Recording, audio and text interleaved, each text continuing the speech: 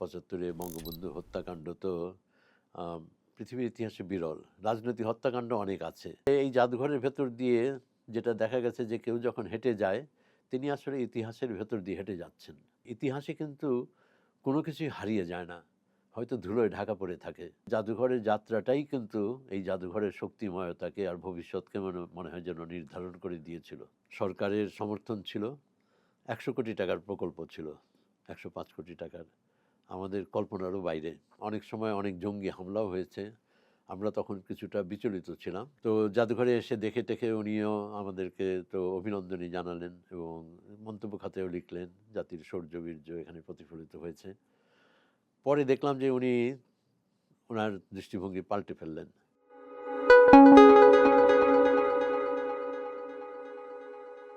২২ March ছিল মুক্তিযুদ্ধ জাদুঘরের ৩০তম প্রতিষ্ঠাবার্ষিকী। ৩ দশকের পথ চলা নিয়ে আমরা কথা বলবো মুক্তিযুদ্ধ জাদুঘরের ট্রাস্টি, লেখক, গবেষক মফিদুল হকের সঙ্গে। মফিদুল হক, আপনাকে স্বাগত। ধন্যবাদ আমাকে আমন্ত্রণ জানানোর জন্যে।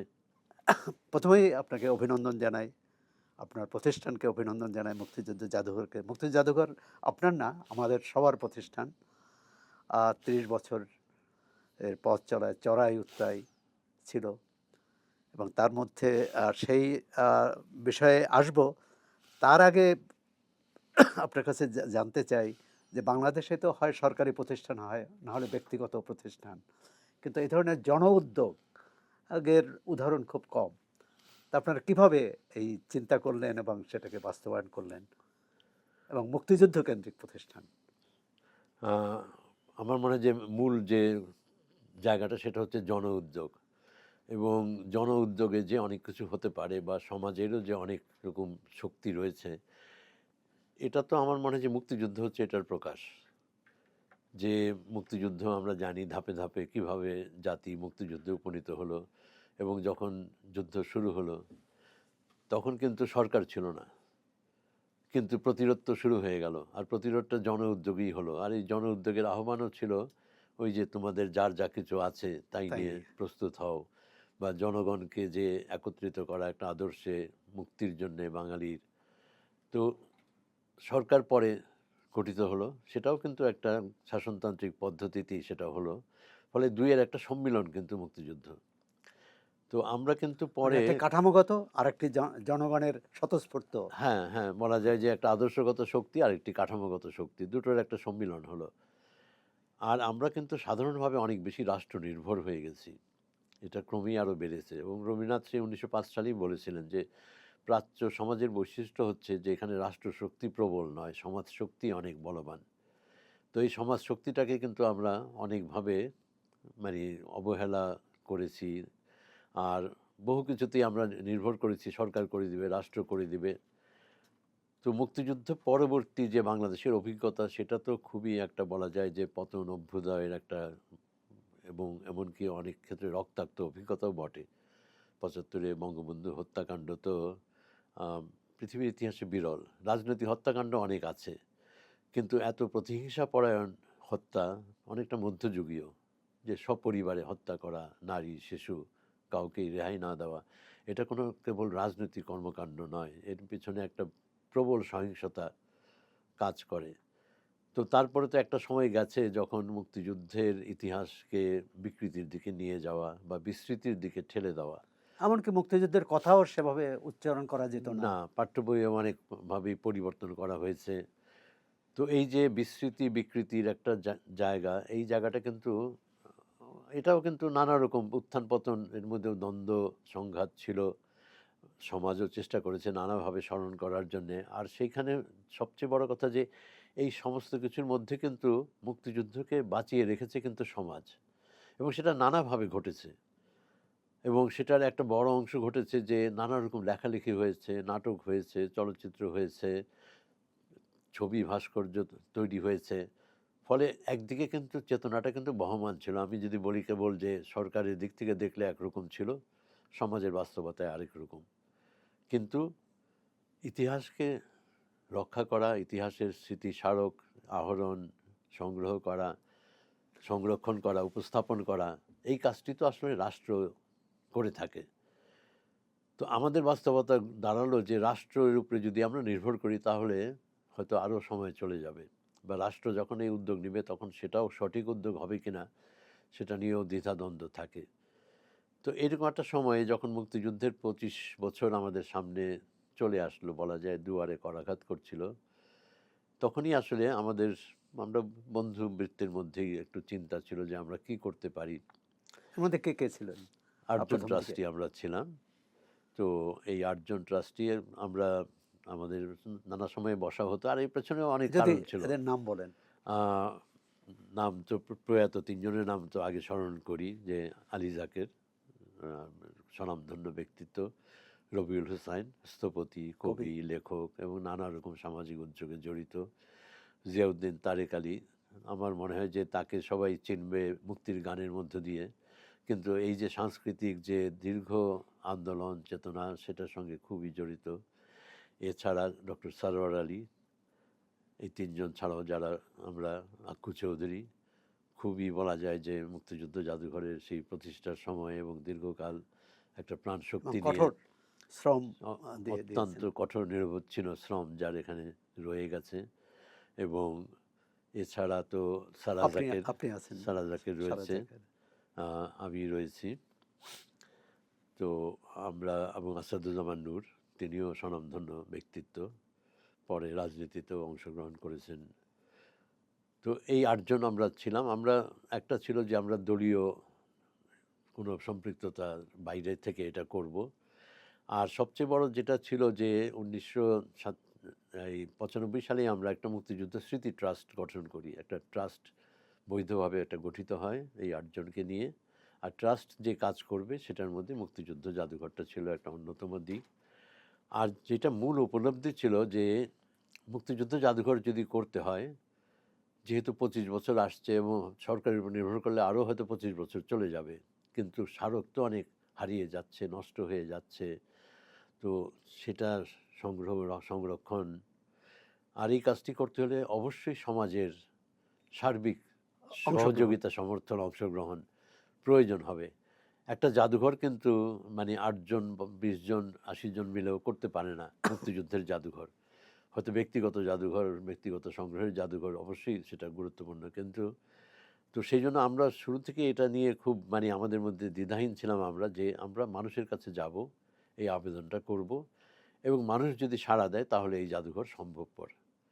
তো সেভাবেই কিন্তু এর যাত্রা শুরু হয়েছিল, এবং সমাজ এবং মানুষ যে অভূতপূর্বভাবে সাড়া দিয়েছিল, সহযোগিতার হাত বাড়িয়ে দিয়েছিল, সেটা কিন্তু এটা বুঝিয়ে দিয়েছিল যে, যেটা শহীদুল হাসান আপনি শুরুতে বললেন যে জন উদ্যোগে এই জাদুঘর, যে এই জাদুঘর বাস্তবায়িত হবে, এবং এই জাদুঘর এদেশের মানুষের সমর্থন, সহযোগিতা নিয়েই এই জাদুঘর গড়ে উঠবে, বিকশিত হবে। সেই আস্থাটা আমরা শুরুতেই পেয়ে গিয়েছিলাম। আপনি বলছিলেন যে যাত্রাটার সূচনা হলো 22শে মার্চ 1996 সাল। একটা ভয়াবহ রাজনৈতিক টালমাটাল অবস্থায়। আর তারপর এবং তখন বিএনপি সরকার ক্ষমতায় ছিল। এরপর আওয়ামী লীগ সরকার আসলো। প্রথম জানতে চাই যে সেই সময়টায় কোনো রকম আ প্রতিকূল পরিস্থিতির মুখোমুখি হয়েছেন কিনা? বা পরবর্তীকালে এর মধ্যে অনেকগুলো সরকার এসেছে, গিয়েছে। আমি ওই দ্বিতীয় অংশে একটু পরে যাই। জি, আমার শুধু মনে হয় শুরুটা। যে শুরুটা যেটা আপনি বললেন, জানতে চাইলেন, আমার মনে হয় যে অনেকেই যারা ওই প্রজন্মের যারা মানে অনেকেই এই জাদুঘরের অনুষ্ঠানেও উপস্থিত ছিল। আমরা শুরুতে আমরা যেটা করেছিলাম, আমাদের যে সিদ্ধান্ত হয়েছিল যে মানুষের কাছে যাব, তো সেটার জন্য আমরা বিভিন্ন বিভাগীয় শহরে গিয়েছিলাম। একটা সূত্র তৈরি করেছিলাম যে আমরা ওই শহরে বধ্যভূমির মাটি আহরণ করব এবং মাটিটা আমরা সংরক্ষণ করব, যে এই রক্তভেজা মাটিটা পবিত্র মাটি বাংলাদেশের ইতিহাসের বিচারে। তো সেইভাবে আমরা বিভিন্ন বিভাগীয় শহরে গিয়েছি, এবং মানে এটা সেইখানে ২২ তারিখের আগেই? এটা 95 সাল থেকেই আমরা যে, ৯৫ সাল থেকে হ্যাঁ, আছে। হ্যাঁ, হ্যাঁ, এবং সেটাও যে সাড়া পেয়েছে, যেভাবে সেগুলো ঘটেছে, অনেক কাহিনী, আসলে অনেক ইতিহাস। এবং সেখানে আহ, আমি বলবো যে বিভাগীয় শহরে মেয়র যারা ছিলেন তারা বিএনপিরও অনেকে ছিলেন, বা অনেকে হয়তো ঠিক ওইভাবে বা নির্দলীয় কোনো বা দলের নন, দলের এবং দলের বিভাজনটাকে অতিক্রম করেই কিন্তু এই কাজটা শুরু সাহায্য করেছেন। সহযোগিতাটা আমরা পেয়েছি। আর ওইখানে সাধারণ মানুষ তারাও এসেছেন, স্মারক দিয়েছেন। আর ফলে এইভাবে স্মারক সংগ্রহটা চলেছিল আগে থেকে। আর স্মারকটাও যখন ঢাকাতেও আমরা স্মারক সংগ্রহ শুরু করলাম, তার আগে আমরা যেটা করেছিলাম যে জাদুঘরটা কোথায় হতে পারে? একটা স্থান তো আমাদের দরকার, একটা ভবন আমাদের দরকার। তো এটা খুঁজতে, খুঁজতে যেটা পাওয়া গেল সেগুনবাগিচায় যে বাড়িটা, এটা আক্কু চৌধুরীর বোনের আ আ তার মানে শ্বশুরের বোধহয়। শ্বশুরের বাড়ি। তো যেই পরিবারটা তারাও খুব মানে আমাদের প্রতি সহায়ক ছিলেন। আর বাড়িটাও একটা পুরনো সাবেকি একটা বাড়ি। আনন্দ ভবন এটার নাম ছিল। এটা ১৯২০ সালের দিকে নির্মিত। এটার যে কারুকার্য, বারান্দা, তার যে পেছনেও একটা আঙিনা ছিল, সব মিলে কিন্তু আমরা বাড়িটা ভাড়া নিয়ে এটা সংস্কার করলাম। সেখানেও কিন্তু অনেকে সহযোগিতা করলেন। পুরনো বাড়ি, চুন-সুরকির বাড়ি, এটা সংস্কার করাটাও খুব কঠিন ছিল। ইঞ্জিনিয়ার শহীদুল্লাহ সাহেব খুব বিখ্যাত প্রকৌশলী আমাদের। তিনি সহযোগিতা করলেন, অন্যরাও এগিয়ে আসলেন। আর এটা করলাম এইজন্য যে আমরা জাদুঘরের তো প্রাণ হচ্ছে জাদুঘরের স্মারক। আর আমরা স্মারক পাবো কিনা? আমরা তো একটা জাদুঘর করব বলে প্রতিশ্রুতি দিয়েছি। তো এই প্রতিশ্রুতি বাস্তবায়ন হবে কিনা? এই স্মারকগুলো দিলে যিনি দেবেন এটা সংরক্ষিত হবে কিনা? একটা আস্থার বা জায়গাও তো তৈরি করতে হবে। সেজন্য আমরা ভবনটা নিয়ে সেটা সংস্কার করে সেটার প্রচার করে আমরা বলেছি যে এইখানে জাদুঘর হবে এবং আমরা জনগণের সহযোগিতা চাই। আর স্বতঃস্ফূর্তভাবে স্মারক দিতে এগিয়ে আসলেন আমাদের পরিচিত বৃত্তের মধ্যেও অনেক পরিবার থেকেও এটা আমরা সাড়া পেলাম। শহীদ বুদ্ধিজীবী পরিবার, অন্যান্য শহীদ পরিবার এবং স্মারক যখন তারা নিয়ে আসলেন, কোনো স্মারক হয়তো বেগম সুফিয়া কামাল গ্রহণ করলেন, কোনোটি হয়তো কোনো শহীদ জায়া গ্রহণ করলেন। অর্থাৎ এটা জনগণের জাদুঘর এবং এই স্মারকগুলো সমাজের এইসব কৃতবিদ্য মানুষেরাই জাদুঘরের পক্ষে এগুলো গ্রহণ করলেন। তো ফলে আমরা যে মূল যে দ্বিধা ছিল যে আমরা স্মারক পাবো কিনা, কেননা সেইখানে কিন্তু একটা বিষয় ছিল, যিনি যেটা দেবেন আমাদের, এটা তো তার কাছে অত্যন্ত একটা প্রিয় একটা মানে তার সামগ্রী। আবেগ, তার স্মৃতি। আবেগ জড়িত, অনেক কিছু জড়িত। মানুষটি হয়তো নেই, হয়তো আত্মদান করেছেন মুক্তিযুদ্ধে বা কোনো একটা বীরত্বব্যঞ্জক ভূমিকা পালন করেছেন, কোনোভাবে নিগৃহীত হয়েছেন। আর তিনি তো ২৪ বছর ধরে এটা আগলে রেখেছেন। আর জাদুঘর তো একটা প্রতিশ্রুতি দিয়েছে, সেখানে এই স্মারকগুলো দেবেন কিনা? এই জায়গায় কিন্তু আমরা বলব যে মানুষ কিন্তু দ্বিধাহীনভাবে যারা এগিয়ে এসছেন আমাদেরকে স্মারক দিয়েছেন। ফলে যখন আমরা জাদুঘরটা উদ্বোধন হলো ১৯৯৬ সালে ২২শে মার্চ, আমরা কিন্তু স্মারকের মধ্য দিয়েই ইতিহাসটা মেলে ধরতে পেরেছিলাম এবং ফলে একটা অত্যন্ত শক্তিশালী কিন্তু একটা মানে উপস্থাপনা সেখানে তৈরি হয়েছিল। আর ওই দিনটিতেও জাদুঘরের সামনে আমরা একটা শিখা চিরন্তন তৈরি করেছিলাম। আর যেটা আমাদের জাদুঘরের যদি বলি যে ব্রত বা মিশন স্টেটমেন্ট, যে সাক্ষী বাংলার রক্তে ভেজা মাটি, সাক্ষী আকাশের চন্দ্র তারা, ভুলি নাই শহীদের কোনো স্মৃতি, ভুলব না কিছুই আমরা। এই যে no one will be forgotten, nothing will be forgotten, এটাও কিন্তু দ্বিতীয় মহাযুদ্ধের অনেক সমাধিসৌধ, অনেক গুরুত্বপূর্ণ স্থানে এই ধরনের কথাই লিপিবদ্ধ থাকে। আমরা সেটাকে নিয়ে আমাদের মতো করে মানে পুরো আমরা ৭১কেই আপনারা একটা হ্যাঁ, হ্যাঁ। এখানে তুলে ধরতে চেয়েছেন। হ্যাঁ, এবং ৭১ বলতে যে ৯ মাসের মুক্তিযুদ্ধ তা নয়। যে বাঙালির যে মুক্তি সংগ্রাম, যেটার চূড়ান্ত পরিণতি হচ্ছে এই ৭১ এর মহান মুক্তিযুদ্ধ। আর সেখানে বাঙালির যে সমাজ যে গড়ে উঠেছে, মিলনে মিশ্রণে বাঙালি সমাজ, নানা রকম প্রভাব এখানে আসছে। একসময় তো প্রাচীন সভ্যতা এখানে বিকশিত হয়েছে খ্রিস্টপূর্ব সময় থেকে। তারও কিছু স্মারক কিন্তু আমরা রেখেছিলাম। ওয়ারী বটেশ্বরের আজকে খুব শ্রদ্ধাভরে স্মরণ করি হাবিবুল্লাহ পাঠানকে। তিনি অতি সম্প্রতি প্রয়াত হয়েছেন। তার পিতা হানিফ পাঠান। উনারাও যে সংগ্রহটা করেছিলেন সেটাও কিন্তু দেখেন সমাজের শক্তিতেই করেছিলেন। যে একটা সভ্যতাকে কিন্তু ওনারা তুলে আনলেন। কোনো নৃতাত্ত্বিকের ওয়ারী ভূমিকা বটেশ্বরে। ছাড়াই। অর্থাৎ সমাজ আমাদের কত কিছু করতে পারে এবং তারপরে ধরেন এখানে একটা বৌদ্ধ যুগ গেছে, তারপরে এই যে সেন যুগ, পাল যুগের পরে সেন যুগ, তারপরে সুলতানি আমল, মুঘল আমল, এই সব সময় কিন্তু একটা নানা মিলন মিশ্রণ এখানে গড়ে উঠেছে, যেটা আমাদের বাউল গানে বা সমাজ শক্তিতে যেটা নানাভাবে প্রকাশ পেয়েছে। ফলে এগুলোর কালমিনেশনই তো মুক্তিযুদ্ধ। এই যে বাঙালির যে যে সমন্বিত সংস্কৃতি এবং নানা প্রভাব মিলে এই বদ্বীপে বাংলা ভাষাভাষী নৃতাত্ত্বিক জনগোষ্ঠী, তারা তাদের অধিকার সচেতন হয়েছে, অধিকারের এবং তার যে আইডেন্টিটি যেটা বলা হয় তার সত্তাকে নিয়ে তারা একত্রিত হয়েছে এবং নানা সংগ্রামের মধ্য দিয়ে এগিয়ে গেছে। তো এটাও আমরা কিন্তু জাদুঘরে খুব অল্পে এই কথাগুলো বলার চেষ্টা হয়েছে ওই ছোট্ট জাদুঘরেও। ফলে এই জাদুঘরের ভেতর দিয়ে যেটা দেখা গেছে যে কেউ যখন হেঁটে যায় তিনি আসলে ইতিহাসের ভেতর দিয়ে হেঁটে যাচ্ছেন। আর নানা রকম স্মারক যেগুলো খুবই বলা যায় যে শক্তিশালী স্মারক, যেগুলো একটা কাহিনী বলে, একটা অত্যন্ত মর্মন্তুদ কাহিনীও বলে, অত্যন্ত আত্মদানের কাহিনীও, বিপুল আত্মদানের কাহিনীও বলে। তো ফলে ইতিহাসের সঙ্গে কিন্তু একটা ব্যক্তিগত সংযোগ জাদুঘর তৈরি করে, যে এটা কেবল বইয়ে আমি পড়ার সম্প্রতি একটা ইতিহাস নয়। বইয়ে পড়েছিলাম হ্যাঁ, ইলা মিত্র, হ্যাঁ, ইলা মিত্রের যে ঐতিহাসিক সেই নাচল বিদ্রোহের যে অবদান, এবং তিনি যখন হাসপাতালে চিকিৎসাধীন তখন একজন ফটোগ্রাফার ছবি তুলছিলেন, সেই ছবিটা কোথাও পাচ্ছিলেন না। সেই ছবিটা তার পরিবারেরই একজন সে মুক্তিযুদ্ধের জাদুঘরে পেয়েছেন, এবং হ্যাঁ, ওর পর থেকে আমি দেখলাম যে দৈনিক গণকণ্ঠে সেটা হ্যাঁ, নিয়ে হ্যাঁ। একটা লেখা লিখেছেন। কিন্তু এরকম একটা ছবি আছে এটা কিন্তু আমরাও জানতাম না। এরকম কিন্তু অনেক কিছু আছে জাদুঘরে, যেটা কিন্তু এমনভাবে এটা মানে একটা কানেকশন তৈরি করে, যেটা আপনি বললেন যে যেটা বলা হয় আসলে ইতিহাসে কিন্তু কোনো কিছুই হারিয়ে যায় না, হয়তো ধুলোয় ঢাকা পড়ে থাকে। সমাজের কাজ হচ্ছে, ঐতিহাসিকের কাজ হচ্ছে বা জাদুঘরের কাজ হচ্ছে যে এই ধুলোটা সরিয়ে ইতিহাসটাকে তুলে আনা।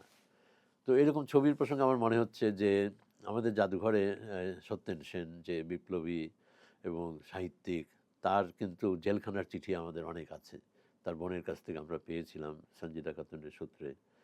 তো আহ, ওই জাদুঘরে, সেগুনবাগিচা জাদুঘরে যখন অমর্ত্য রণেশ দাশগুপ্তের অমর্ত্য সেন, রণেশ হ্যাঁ হ্যাঁ, দাশগুপ্তের রণেশ দাশগুপ্তেরও আছে। অমর্ত্য সেন যখন এসেছিলেন, তো সত্যেন সেনের একটা পুরনো ছবি আছে আমাদের জাদুঘরে, আর এই জেলখানার চিঠিগুলো আছে। উনি দেখে উনি তো খুব বিস্মিত গেলেন, বলে আরে লঙ্করদা, মানে অমর্ত্য সেনের কিন্তু এক অর্থে ছোটবেলার নাম। কীর্তিমোহন সেনের ওই পরিবারেরই সত্যেন সেনও ভাই আর কি, এবং লঙ্করদা শঙ্করদা দুই ভাই অমর্ত্য সেনের খুব প্রিয় ছিল আর কি। তো এরকম কিন্তু যে অনেক কানেকশন জাদুঘর ইতিহাসের তৈরি করে, আর মুক্তিযুদ্ধ নিয়ে তো অবশ্যই তৈরি করে। তো আমার মনে হয় যে প্রথম যে কথাটা আসছিল যে 22শে মার্চ 1996, ওই দিনটি আসলে আজকে আমরা বিশেষভাবে স্মরণ করি। যেটা আপনি বলছিলেন যে একটা টালমাটাল সময়, তখন আহ, নানা রকম রাজনৈতিক দ্বন্দ্ব চলছে। আমরা দিনটা ঠিক করেছিলাম 22শে মার্চে এটা আমরা উদ্বোধন করব। আর ঘটনাক্রমে সেই দিন একটা হরতাল ডাকা ঢাকা হয়েছিল। শহরে হরতাল ছিল। সরকার এবং বিরোধী দল খুব মুখোমুখি অবস্থানে ছিল, কিন্তু হরতালের মধ্যেও কিন্তু বহু মানুষ এসেছিলেন, আমাদের ওখানে জড়ো হয়েছিলেন। অনেকে মানে বিখ্যাত জন বা অনেক সাধারণভাবেই মুক্তিযোদ্ধা, শহীদ পরিবারের অনেকে, এমনকি ব্রিটিশ হাই কমিশনারও কীভাবে কীভাবে সেখানে চলে এসেছিলেন। আসলেন। তো সেটার উপস্থিতিটাও আমাদের মনে হয়েছে। মুক্তিযুদ্ধটা যেমন অনেক বিশাল ব্যাপ্তি নিয়ে আমার এই স্বদেশের সংগ্রাম কিন্তু বিশ্বকে আলিঙ্গন করে, তারই একটা প্রতিফলন ছিল। আর শিখা চিরন্তনটা জ্বালালেন শহীদ পরিবারের, মুক্তিযোদ্ধা পরিবারের সন্তান সন্ততিরা, নতুন প্রজন্মের যারা, তারাও ছিলেন।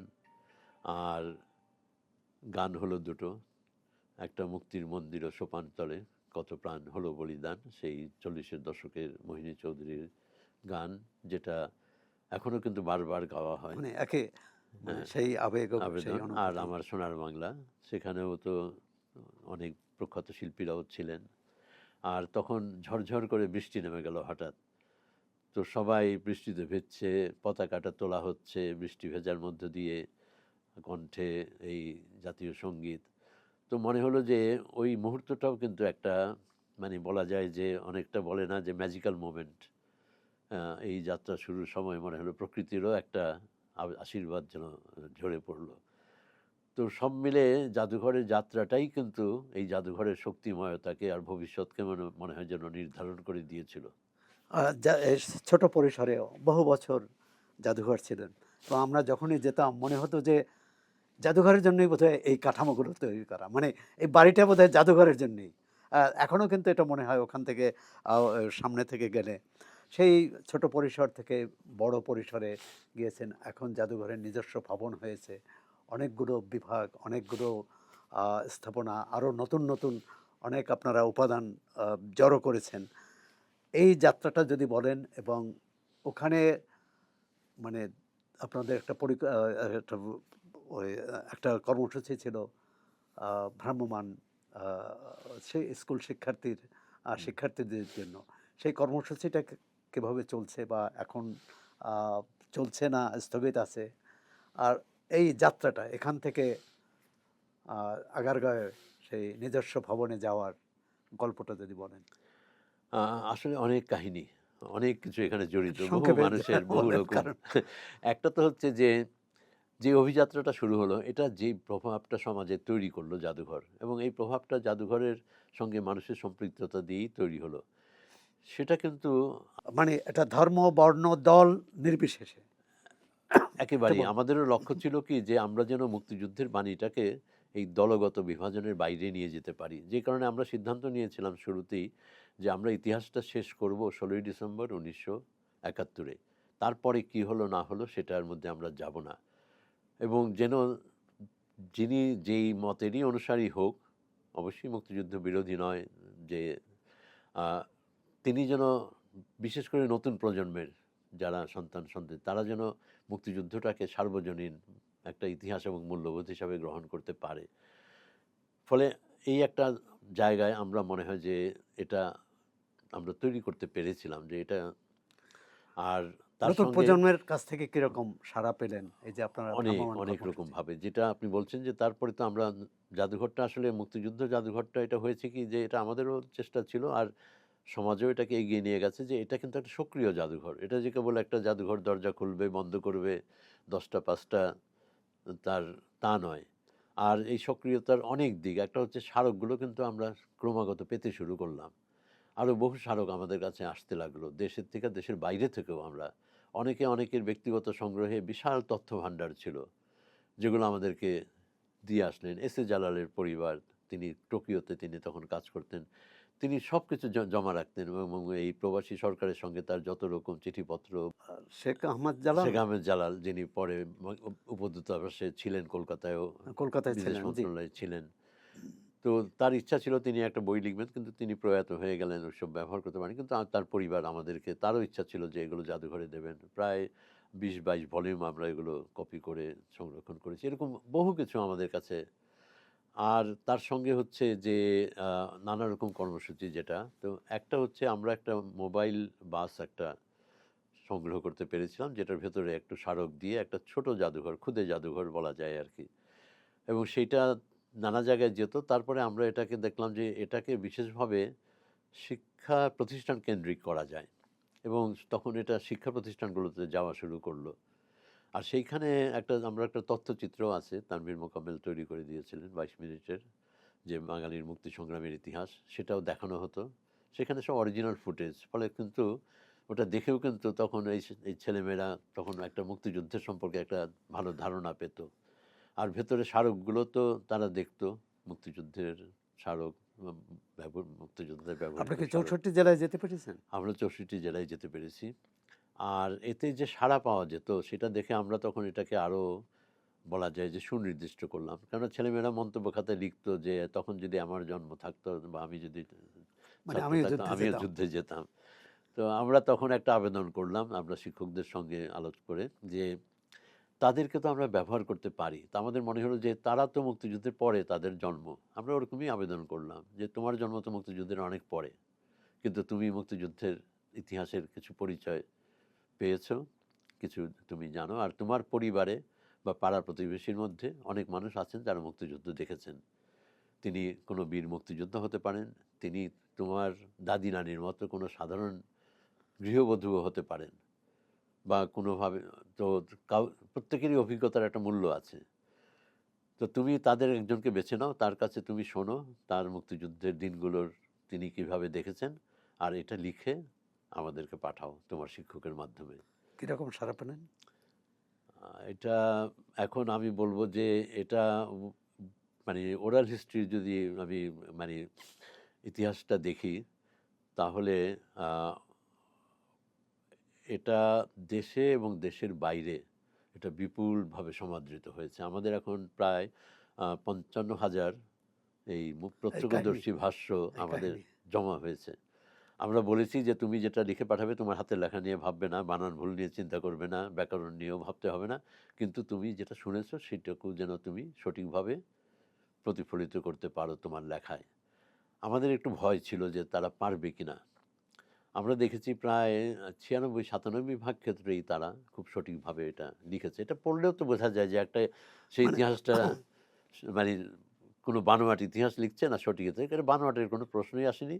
কোনো কোনো ক্ষেত্রে হয়তো সংযোগে কোনো ঘাটতি ছিল। তারা হয়তো বই থেকে কোনো বীরশ্রেষ্ঠের জীবনী বা কোনো একটা ঘটনা তারা লিখে দিয়েছে।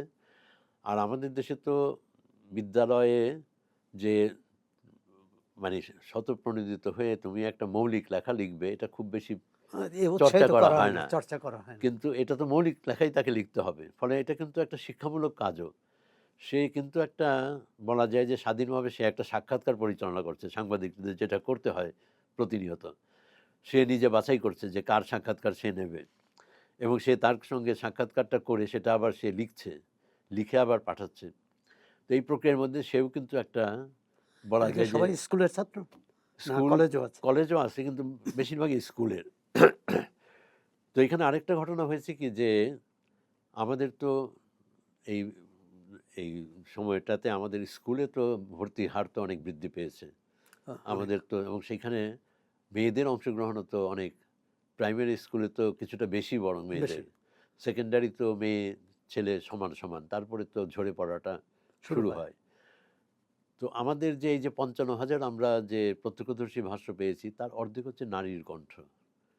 এটা কিন্তু আমাদেরকে মানে মানে খুবই হ্যাঁ, খুবই চমৎকৃত মানে হওয়ার এটা মতো। হয়েছে কেন যে যেই মেয়েরা বাড়িতে গেছে তারা আমরা যখন বলেছি যে তুমি নারী পুরুষ যেই হোক তুমি প্রত্যেকের দেখার মূল্য আছে, তারা কিন্তু দাদি নারীকে বেছে নিয়েছে এবং দাদি নারীরা যেই কথাগুলো বলেছে সেটা অসাধারণ একটা ভাষ্য, মানে কোনো বানানো না, একেবারে মনের কথা। মনের কথা। এবং তাদের দেখাও কিন্তু সাধারণত আমরা তাদের চোখ দিয়ে ইতিহাসটা খুব দেখতে চাই না। তো ফলে এটা একটা অসাধারণ ভান্ডার তৈরি হয়েছে। এটা নিয়ে অনেক গবেষণা হওয়ার আছে। এখন তো আমাদের একজন স্বেচ্ছাকর্মী ছিল, সে এখন আমেরিকার টাম্পা ইউনিভার্সিটিতে এটা নিয়ে পিএইচডি করছে। আমেরিকান ওরাল হিস্ট্রি অ্যাসোসিয়েশনেও এটা নিয়ে প্রেজেন্টেশন করেছে। আমিও ইউনিসেফের একটা কনফারেন্সে নিউ ইয়র্কে এটা নিয়ে বলেছি, তাদের ইউনিসেফের পাবলিকেশনেও এটা জায়গা পেয়েছে।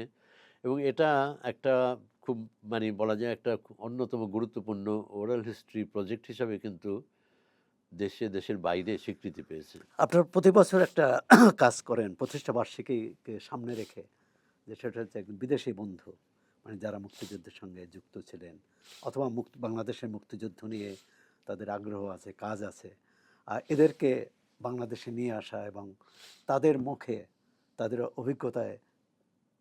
অভিজ্ঞতাকে বাংলাদেশের পাঠক শ্রোতাদের কাছে জানানো। এটি এটি তো অব্যাহত আছে কর্মসূচিটি। হ্যাঁ, অব্যাহত আছে। হ্যাঁ, আচ্ছা, এ পর্যন্ত কতজন এরকম এই তো প্রতি যেতে বছরই হয়ে আসছে। মানে মানে প্রথম বছর তো আমরা উদ্বোধন করলাম, তারপরে দ্বিতীয় বছর থেকে প্রথম প্রতিষ্ঠা বার্ষিকীতে উল্লেখযোগ্য যদি জেনারেল কয়েকজনের নাম অরোরা, বলেন? জেনারেল জগজিৎ সিং অরোরা আসলেন এবং তিনি কিন্তু এই ৭১-এ যে এখানে যে যৌথ বাহিনীর কাছে যে পাকিস্তানি বাহিনী আত্মসমর্পণ করলো তার সেটা, কাছেই আত্মসমর্পণ করলেন। সেটা যৌথ কমান্ডের পক্ষে তিনি গ্রহণ করেছিলেন। আর আমাদের দিক থেকে উপপ্রধান সেনাপতি এয়ার ভাইস মার্শাল কে খন্দকার উপস্থিত ছিলেন। আর তিনি কিন্তু তারপরে এই বাংলাদেশে আসলেন এবং তিনি তখন অবসর নিয়েছেন।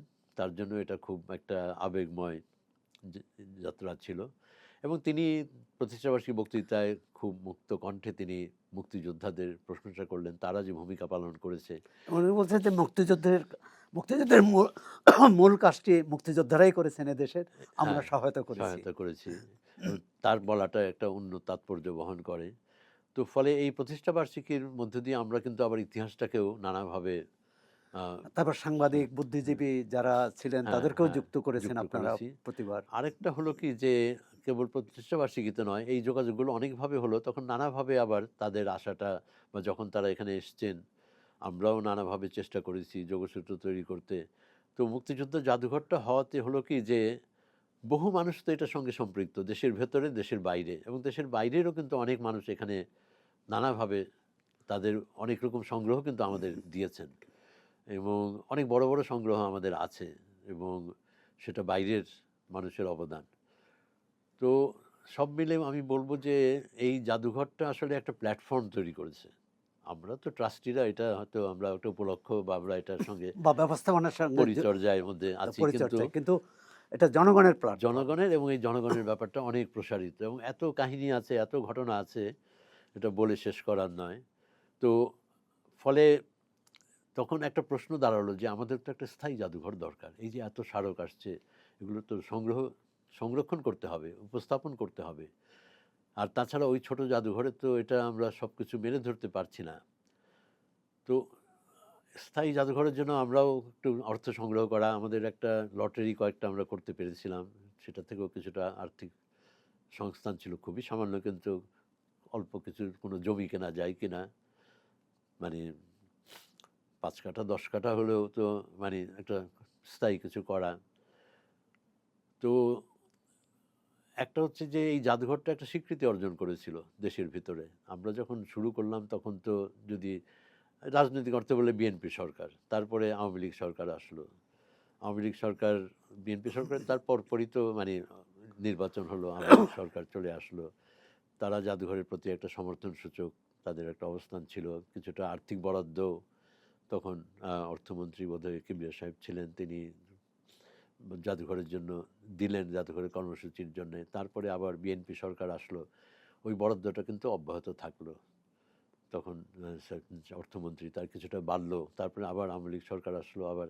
তো ফলে এই জাদুঘরটা কিন্তু একটা জাতীয়ভাবে একটা মানে গুরুত্বপূর্ণ প্রতিষ্ঠান হিসাবে কিন্তু একটা এবং স্বীকৃতি সব সরকারই এটাকে এর অংশীদার এর হিসেবে অংশীদার নিজেদের মনে হিসাবে করেছে। থাকলো। আর যখন ফখরুদ্দিন আহমেদের সরকারের শেষ দিকে একটা তার সঙ্গে আমাদের একটা যোগাযোগ ছিল, তো তিনি একটা ইচ্ছা ব্যক্ত করলেন যে জাদুঘর যদি একটা জমি আবেদন করে তাহলে আগারগাঁওয়ে সরকারের অনেক জমি আছে। তখন আগারগাঁওয়ে কিন্তু কোনো ভবন টবন বিশেষ এত ছিল ভবন না আর কি। তো আমরা তখন একটা আবেদন করলাম। এটা নভেম্বরের প্রথম দিকে, আমার মনে হয় ওটা ছিল ওটা ছিল প্রথম মহাযুদ্ধে, ফ্ল্যান্ডার্স ডে বলে, যে প্রথম মহাযুদ্ধে একটা বিশাল যুদ্ধে রণক্ষেত্রে বহু সৈনিক জীবন হারিয়েছিল, ওটাকে স্মরণ করে পপি ফুলের একটা ফিল্ডে। তো ওই দিনই আমাদেরকে উনি একটা লেটার অফ ইন্টেন্টের মতো দিলেন যে আমরা একটা জমি পেতে পারি। পেতে পারি। তারপরে তো সরকার পরিবর্তন হলো। আর তখন শেখ হাসিনা সরকার এসেও এটা খুব গুরুত্বের সঙ্গে নিয়ে আমাদেরকে তখন জমি, আমরা তখন এই জমি, তখন এরকম একটা অবস্থা ছিল যে আমরা কোন জায়গাটায় জমি নেব এরকম আর কি। তো আমরাও এই ব্যাপারে স্থাপত্য অধিদপ্তরে যারা ছিলেন আর্কিটেক্ট, তারাও খুব সহায়তা করলেন, ম্যাপ ট্যাপ নিয়ে আমাদেরকে দেখিয়ে তারা বললেন যে এইখানে দুটো প্লট একসঙ্গে নিলে সামনে একটা লেক আর একটা খাল হবে। আর খাল আছে আর কি, তখন খালটা তো অনেকটা মজা খালের মতো, কিন্তু এটা খনন হবে। আর পাশে একটু ওয়াকওয়ে হবে, সামনে একটা খোলা জায়গা পাবো আমরা, আর এদিকে একটা বাগানও হবে, একটা পার্ক হবে, উদ্যান হবে আরেক পাশে কোনায়।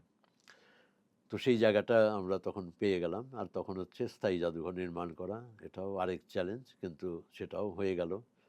সরকারের সমর্থন ছিল, ১০০ কোটি টাকার প্রকল্প ছিল, ১০৫ কোটি টাকার, আমাদের কল্পনারও বাইরে একটা প্রতিযোগিতা হলো। এটা হচ্ছে যেটা সবচেয়ে মানে কম না যারা কম না, বললেন। আমরা প্রতিযোগিতায় আমরা বলেছিলাম যে এটা কত মূল্যে হবে সেটা মূল বিষয় না, এটা যেন স্পিরিটটা আচ্ছা। ঠিক মতো প্রতিফলন করতে পারে, আর জাদুঘরে যা যা প্রয়োজন, গ্যালারি স্পেস, আদার স্পেস, সেটা যেন সেখানে থাকে।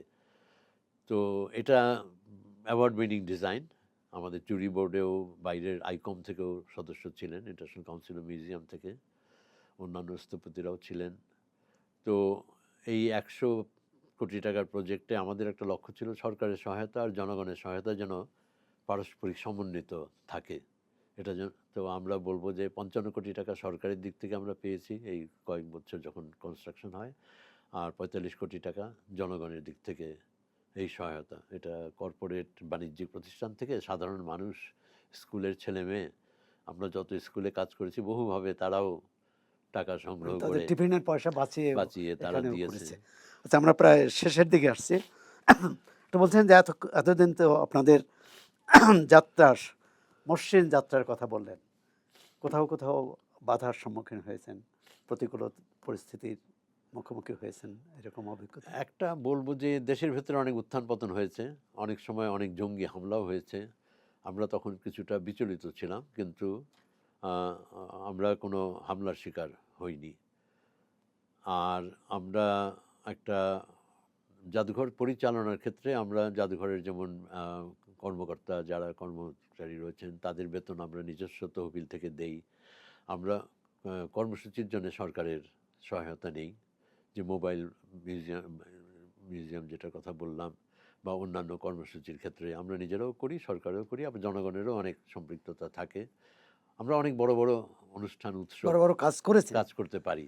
আর অন্তর্বর্তী সরকারের সময় কি পরিস্থিতি? অন্তর্বর্তী সরকারের সময়ে যিনি মুক্তিযুদ্ধ মন্ত্রণালয়ের দায়িত্ব নিলেন, তিনি আসলেন, আমাদের জাদুঘর দেখলেন। তিনি একজন বীর নেভাল কমান্ডো, চট্টগ্রামের। অধ্যাপক ইউনূসের সঙ্গেও খুব ঘনিষ্ঠ। ইউনূস সেন্টারের সঙ্গে উনি বাইরেও ছিলেন অনেক বছর আসলে। তো জাদুঘরে এসে দেখে টেখে উনিও আমাদেরকে তো অভিনন্দনই জানালেন এবং মন্তব্য খাতায়ও লিখলেন, জাতির শৌর্য বীর্য এখানে প্রতিফলিত হয়েছে। পরে দেখলাম যে উনি ওনার দৃষ্টিভঙ্গি পাল্টে ফেললেন, এবং এটা আমার ধারণা যে কোথাও একটা গোষ্ঠী রয়েছে অন্তর্বর্তী সরকারের মধ্যে যারা অনেক কিছু ছিল, মানে এখন ছিল। তো নাই, হ্যাঁ, ছিল। হ্যাঁ, হ্যাঁ। তো সেটা যাই হোক, সেটা আমরা যেটা দেখলাম যে উনি তখন একটা, বলা যায় একটু উল্টো গীতি গাইলেন, যে এখানে ইতিহাসের প্রতিফলন যথাযথ হয়নি, আহ, দলীয় প্রতিফলন রয়েছে, পরিবার রয়েছে। এটা কেন বললেন? পরিবারের কিছুই এখানে নাই। তো যাই হোক, তিনি একটা কমিটি করে দিলেন মুক্তিযোদ্ধাদের নিয়ে, এবং সেই কমিটি তার রিপোর্ট না দেওয়া পর্যন্ত আমাদের আর্থিক বরাদ্দটা তারা স্থগিত রাখলেন। আমরাও তাদের কাছে আর যাইনি যে আর্থিক বরাদ্দটা আমাদের। তার মানে অন্তর্বর্তী সরকার থাকা পর্যন্ত আর আপনারা ওই সরকারি আর্থিক বরাদ্দ পাননি? বিদায়ের আগে তারা একটা চিঠি দিলেন, যে যেই রিপোর্ট দেওয়া হয়েছে সেই রিপোর্টের উপর আমরা একটা জবাবও দিয়েছিলাম, তার ভিত্তিতে তারা একটা চিঠি দিলেন যে আপনাদের অর্থ এখন ছাড় করা হবে। ও তার মানে শেষ আমরা পর্যন্ত তাদের না, আমরা নিজেদের ভুল যাইনি বুঝতে তাদের কাছে, পারছে। আমরা সেই অর্থ তাদের কাছ থেকে আর নেওয়ার মধ্যে যাইনি। এখন আমাদের একটা চিন্তা আছে যে আমরা সরকার নির্ভরতাটা একেবারেই রাখতে চাই না। আমাদেরকে বছরে ৬ কোটি টাকা বরাদ্দ দেওয়া হতো, তার মধ্যে ২ কোটি ২.৫ কোটি টাকা যেত আসলে আবার সরকারের কাছে চলে যেত। ওই যে ট্যাক্স। যেমন বিভিন্ন ট্যাক্স, যে মিউনিসিপ্যাল ট্যাক্স বা পানির জন্যে, বিদ্যুতের জন্যে। তো হয়তো সেই অর্থটুকুই আমরা নেব, আর কোনো অর্থ আমরা নেব না। আর যদি সরকারের দিক থেকে কোনো সময় কোনো নিয়ন্ত্রণের কোনো চেষ্টা করা হয়, তারা এরকমও বলেছিল ট্রাস্টি বোর্ডে তাদের প্রতিনিধি রাখতে হবে এইসব। তো এটা তো একটা স্বাধীন প্রতিষ্ঠান, এটা জনগণের কাছেই এটা দায়বদ্ধ, এবং যারা ট্রাস্টি তারা এখানেই তাদের দায়বদ্ধতা, তারা সরকারের উপর নির্ভরতার তারা নয় আর কি। তো সেটা আমরা বহাল রাখতে চাই, সেভাবে চলতে চাই। তো আমি বলবো যে এই যে বাধার কথা বললেন, বাধা এখন মনে হয় কি যে স্থায়ী জাদুঘরটা তো হয়ে গেছে, এবং সেখানে অনেক কিছু জাদুঘর নিজেই করতে পারে। বাধা এখন জাদুঘর মোকাবেলা করতে পারবে যাই আসুক। এই সরকার যখন বরাদ্দ বন্ধ করে দিল, তখনও যখন জাদুঘর চলছে, আমাদের এখন একটা তহবিল সংগ্রহ করতে হবে, একটা এন্ডাওমেন্ট ফান্ড করতে হবে। আর আমরা বলতে পারি সেই কিটসের কবিতা ধরে, কাম হোয়াট মে, আমরা সেটা জাদুঘর আর কি, আমরা বলতে বৃহত্তর অর্থে জনগণের জাদুঘর, জনগণ সেটা মোকাবেলা করতে পারবে। এখন আমাদের দায়িত্ব এই জাদুঘরটা নতুন প্রজন্মের হাতে তুলে দেওয়া, তারাই এটার পরিচালনা ভার গ্রহণ করবে। আমাদের সঙ্গে অনেক তরুণরা সম্পৃক্ত হয় নানাভাবে, আমরা খুব আস্থাশীল আমাদের নতুন প্রজন্মের উপরেও। এবং আমি বলবো যে খুব আবেগপ্রবণ হয়ে যায় যখন আমি প্রতিবারই যখন নতুন জাদুঘরে আসি আগারগাঁওয়ে, সেই বিশাল যে একটা, মানে বলা যায় একটা শক্তিশালী ভবনে। আর তখন আসলে আপনি যেরকম বললেন সেগুন বাগিচার কথাটা মনে হয়, এবং মনে হয় যে স্বপ্ন হলো সত্যি বলে না বাংলায়, তো এটা হচ্ছে গোটা জাতির জন্য একটা স্বপ্ন হলো সত্যি কাহিনী, যে মুক্তিযুদ্ধের স্মৃতি অক্ষয় থাকবে। এটা নানাভাবে জাতি করছে, আরও অনেক ছোট ছোট উদ্যোগ আছে, কিছু গুরুত্বপূর্ণ উদ্যোগ আছে, এবং মুক্তিযুদ্ধ জাদুঘর তার অংশী, এটা কেবল একক কোনো কিছু না। আর মুক্তিযুদ্ধ অক্ষয় হয়ে থাকবে, এবং বাঙালি জাতির চিত্তে, বিশেষ করে নতুন প্রজন্মের চিত্তে, এই কাহিনীটা যত গভীরভাবে খোদাই করা থাকবে, তারা তত বেশি কিন্তু শক্তি সঞ্চয় করবে, যে একটা অপরের জাতির তারা প্রতিনিধি, এবং তারাও কোনো বাধা মানবে না। আমরা মনে করি ৭১-এর বাঙালি এবং অন্য ভাষাভাষী মানুষও যেভাবে কোনো বাধা মানেনি এবং জয় ছিনিয়ে এনেছে। মুক্তিযুদ্ধ জাদুঘর সেই জয়ের কাহিনী, বাঙালির যে আন্দোলন সংগ্রামের কাহিনী তুলে ধরছে, তার স্মারক হিসাবে এই মুক্তিযুদ্ধ জাদুঘরও অনেক অনেক দিন থাকবে, যতদিন বাংলাদেশ থাকবে। এবং কোনো বাধাই তারা বাধা মনে করবে না, কারণ কেননা এটি হচ্ছে জাতীয় সম্পদ, জাতীয় সংগ্রামের প্রতীক। এবং এই প্রতীককে প্রজন্ম থেকে প্রজন্মান্তরে ছড়িয়ে যাবে এবং আমরা আশা করি মুক্তিযুদ্ধ জাদুঘর উত্তরোত্তর জন জনগণের অংশগ্রহণে আরও বিকশিত হবে, আরও সমৃদ্ধ হবে এবং প্রতিটি নাগরিক জাদুঘর সম্পর্কে জানবে। জাদুঘর সম্পর্কে জানা মানে মুক্তিযুদ্ধ সম্পর্কে জানা। মহিদুল হক, আপনাকে এখানে ধন্যবাদ। আমরা আরও কথা বলতে পারলে খুব ভালো লাগতো। এতক্ষণ আমরা কথা বললাম মুক্তিযুদ্ধ জাদুঘরের ট্রাস্টি, লেখক গবেষক মফিদুল হকের সঙ্গে। আপনারা চর্চার সঙ্গে থাকুন, চর্চা পড়ুন, চর্চা দেখুন।